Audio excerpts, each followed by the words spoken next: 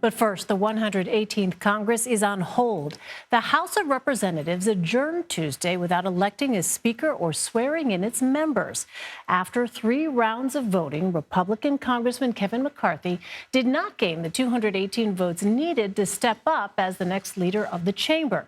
Now, this is the first time in 100 years it has taken the House more than 1 vote to elect a speaker. The final vote count ended Tuesday with 212 for Democrat Hakeem Jeffries, 202 for McCarthy, and 20 for Ohio Republican Jim Jordan. The votes for McCarthy dwindled as the rounds of voting went on. A number of Republicans are positioning themselves against McCarthy, saying he won't lead the GOP with the agenda they hoped for. I have no personal animus towards Kevin. And I've worked for the last 2 months to try to figure out how to get the rules to make this place better, and we've made progress. But we do not have the tools or the leadership yet to stop the swamp for rolling over the American people. CBS News congressional correspondent Nikole Killion joins me now with more. Hi there, Nikole. So it was quite the scene to see the various rounds of voting. It appears to be a stalemate. So what can be done now to get past that stalemate and elect a House Speaker? Yeah, well, we know that there are some informal discussions taking place tonight, and that really will be probably the primary way to resolve this, by having those dialogues and conversations. At this point in time, as you mentioned, both sides are pretty much standing their ground. Kevin McCarthy has made clear that he's willing to ride this out for as long as it takes. He's vowing to stay in this race. He doesn't have any intention of bowing out, even though vote after vote after vote, he has failed to get enough votes to become a speaker.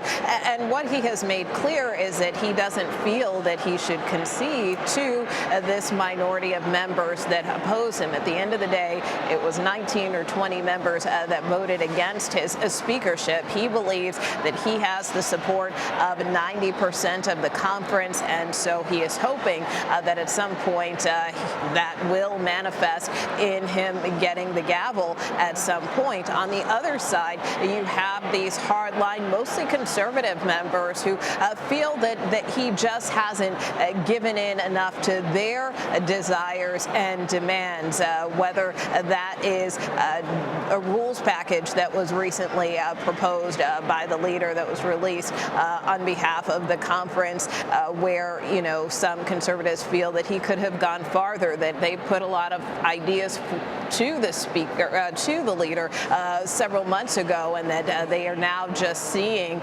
him trying to compromise and offer some concessions based on their request. And then there's the issue of committee chairmanships and positions, and so that is another part of this in terms of some members, really wanting to, claim certain seats if they're able to on key panels.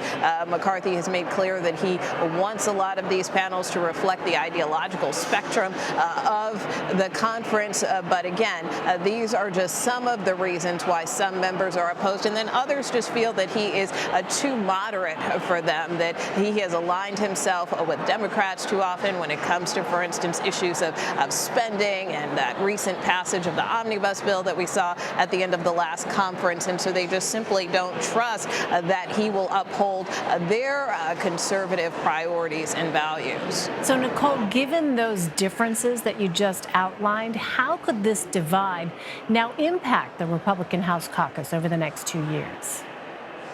Well, I think it will be a very difficult, path to navigate for really all Republicans. Certainly, Kevin McCarthy has tried to project unity among his conference, but this is clearly showing a fracture, and it will be a true test to see if House Republicans can get beyond this. Even if they do, and for instance, McCarthy does become Speaker, one really notable thing to point about this rules package, which would be the next order of business after they elect a speaker, they would take up this rules package, is that one of the concessions that McCarthy made is he lowered lowered the threshold for the number of members that are needed to remove a speaker from office. It would only take 5 members to force a vote of no confidence. Some members even want that to be down to 1, some of these hardliners. So that being said, even if he does ultimately get the job, there will be this mechanism, if that rules package is approved,